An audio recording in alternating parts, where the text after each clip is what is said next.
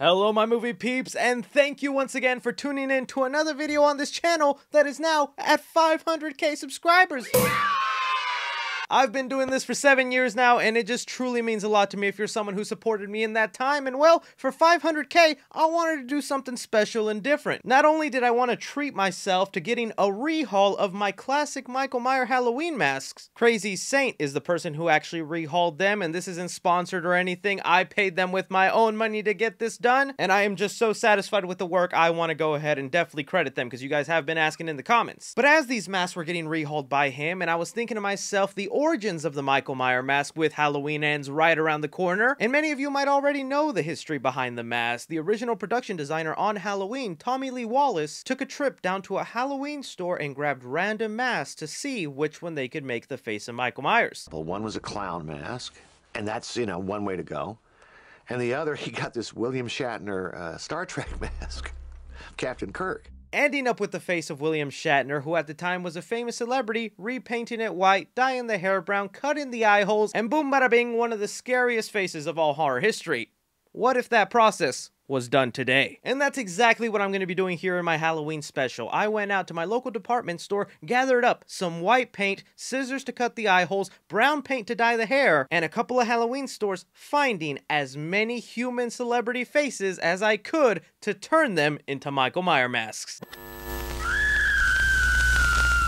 Sticking with the same rules the production designer on Halloween 1978 had, I made sure to choose someone who is a celebrity, has a human face, narrowing it down to 4 masks I found out in the wild, and well, starting off with the first mask. Let's imagine taking a trip back to 1978 where Tommy Lee Wallace decided to walk into that Halloween store and chose the Captain Kirk mask. I think it'd be safe to assume he was in the Star Trek section, and well, in the multiverse, if just one thing was different that day, whether he had a different thing for lunch or the weather was off, a butterfly flapped its wings the wrong way, he might have gone a little to the left and instead chose a Spock mask. Highly illogical. Now, the remaining masks under these bags will be a lot more current day celebrities, but I do think there was a very good chance if he grabbed a Captain Kirk mask, what was stopping him from grabbing a Spock mask? Something that many Michael Myers fans have debated over the years, so I thought this would be the perfect way to start. So kicking things off here with Mr. Spock, I have all the same utensils Tommy Lee Wallace used when creating the mask for Michael Myers. Luckily, there is a video online where he went step by step to what exactly he did, and that's what I'm gonna be following. As I recall, I did the hair first. I'm gonna do all the painting last because I don't want to get my studio all dirty, and I got to space out back to do that. So I'm gonna start off with the next step here. Next, peel off these sideburns. All right, let's see now. I've never destroyed a mask before in my life, so this will be interesting. Oh, it's not that difficult. Oh, okay, that was actually a lot easier than I thought. Let me just cut it from there. That's what it was looking like before. Here's after them sideburns go. Man, I should be a barber. I could fade you up, Mr. Spock. Okay, on to eyebrow time. All right, now we're gonna move on to the eyebrows. All right, here we go. Oh, you like my chops?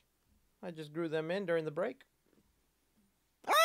You're not really going to be able to tell all that well because they have it painted black there, but I did remove the hair. Now we're down to a couple of eye holes. Now this is the part I'm scared about, cutting them eye holes. I got a little pen here to see if I can outline it before I start making any wild incisions. Right there so far, I don't know if you can see the difference. One eye hole bigger than the other.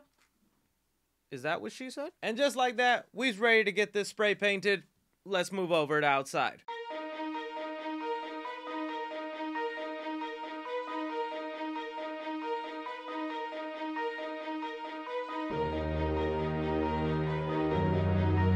Having it here all painted and done. Now obviously I am no professional, so it's not gonna look perfect, but for this job I think it's suitable enough and gives us a real idea to what Spock could have looked like as the face of Michael Myers. Part of me even thinks that this slightly works better with the pointy ears and then the naturally angry eyebrows that Spock has. It has a more intimidating look that I don't think would have been all that bad.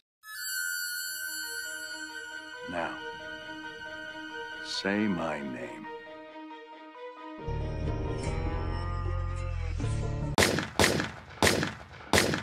I am the one who knocks. Oh, you don't recognize him? Let me help you out. Walter. Bryan Cranston, a beloved celebrity for many years now, whether you watched him on Malcolm in the Middle, 2 Minutes in Godzilla, or all of Breaking Bad, where a lot of us mainly know him from, and what this mask is mainly molded after, Heisenberg, aka Walter White.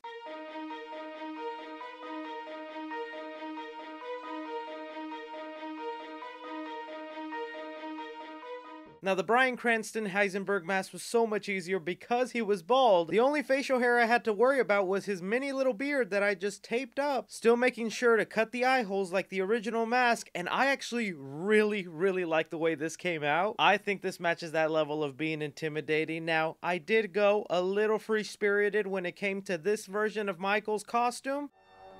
How does Samuel's beautiful face differ?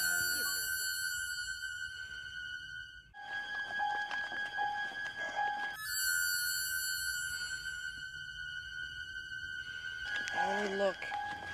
Look where?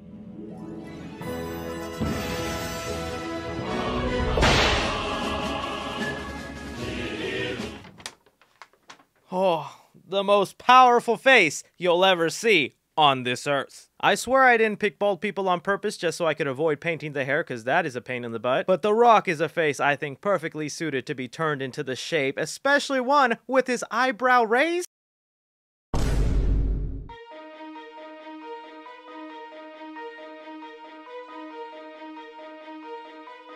Now, thanks to The Rock having baby smooth skin with almost no hair on him, this was the easiest mask by far, but I am also telling you guys, it is the most effective, maybe not for scares, but for laughs, because while it might not look like a huge change, once you put on the blue coveralls, it's over. It is just too funny. There's no way this ever would have been intimidating on screen. That eyebrow raise is next level. I don't even know who could stand a chance to defeat something like this.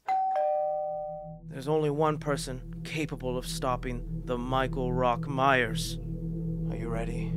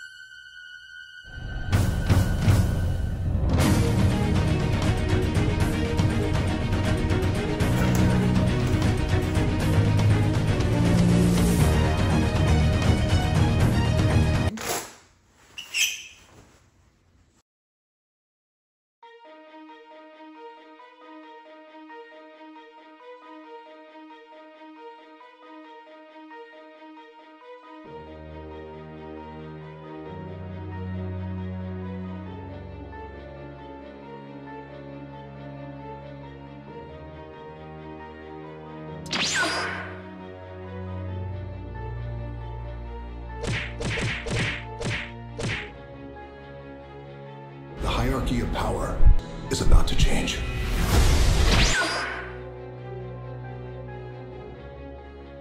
When evil is just this powerful, only one thing can put an end to it: love.